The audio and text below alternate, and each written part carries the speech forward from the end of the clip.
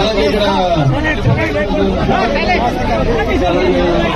అందరూ కూడా ఇంకా మా చుట్టుపక్కల పోరాట సమితి అధ్యక్షుడు వీళ్ళు అందరూ ఆర్టీసీ కార్మికులందరూ కూడా నా ఉదయపూర్వక నమస్కారాలు తెలియజేస్తున్నారు.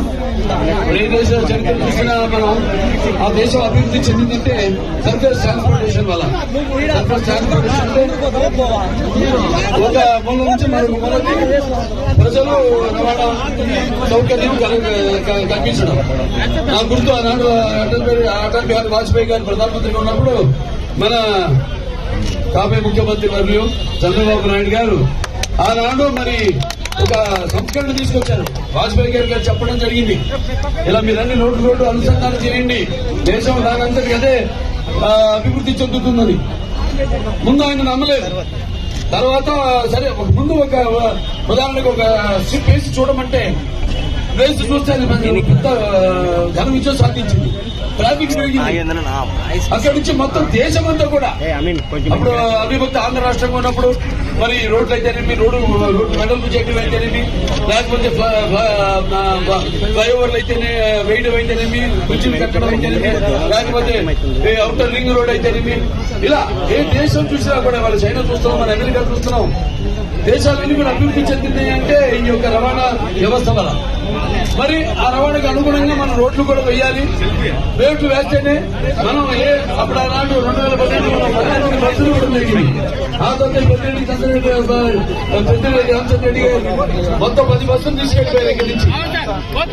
ఆనాడు కోతులు లేని మనం అన్ని బ్రహ్మాండమైన లింక్ రోడ్లు, అన్ని బీటీ రోడ్లు అయితేనేమి, లేకపోతే సీసీ రోడ్లు అయితేనేమి, ఎవరికైతేనేమి బస్సులకి అటు ప్రయాణికులకి ఎవరికి ఎటువంటి ఇబ్బంది కలగకుండా నుంచి రోడ్లు వేయడం జరిగింది.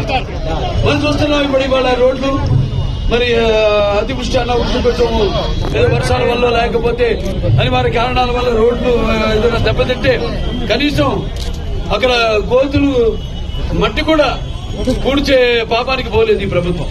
దానికే తగిన శాస్త్రి మీరంతా చెప్పారు. అలాగే ఎంతో మంది ఇక్కడి నుంచి కూడా బయట రాష్ట్రాలకు, పక్క రాష్ట్రం బెంగళూరు అయితే కర్ణాటక గడుతుంటారు, గార్మెంట్ వర్కర్స్ అయితేనేమి. అలా ఇవాళ చూస్తున్నాం మన బస్సులు తక్కువ అయిపోయి, ఈ రవాణా తక్కువ అయిపోయి, వాళ్ళ ఎలాగైతే ఆటోల్లో ఒక్కొక్క ఆటోల్లో 15-20 మంది ప్రయాణం చేస్తూ వాళ్ళ ఎంతో ఇబ్బందులు పాలవుతున్నారు. అటువంటి పరిస్థితుల్లో మనం ఆనాడు ముఖ్యంగా ఈ యొక్క ప్రయాణ వ్యవస్థకే ముఖ్యమైన ప్రాధాన్యత ఇచ్చి ఆనాడు ఎటువంటి ప్రయాణ అసౌకర్యం జరగకుండా అందరికీ రవాణా సౌకర్యం కలగజేయడం జరిగింది.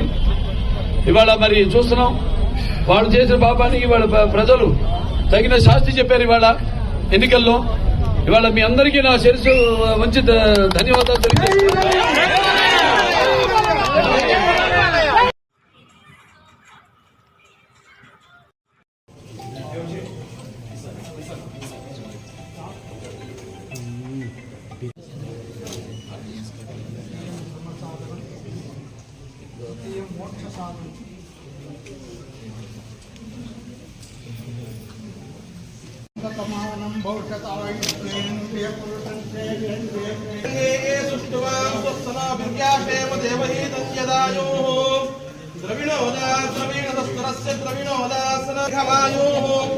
నమో నమో దైవతన్నః శ్రీ శ్రీనివాస పరమైవతన్నః శ్రీ శ్రీనివాస పరమంధనన్నః శ్రీ శ్రీనివాస పరమావతిర్నః శ్రీ శ్రీనివాసాయ శ్రీనివాసాయ మంగళం గంభీరం మహావిష్ణుం శరణ్యం సర్వతోముఖం నృసింహం భీషణం భద్రం.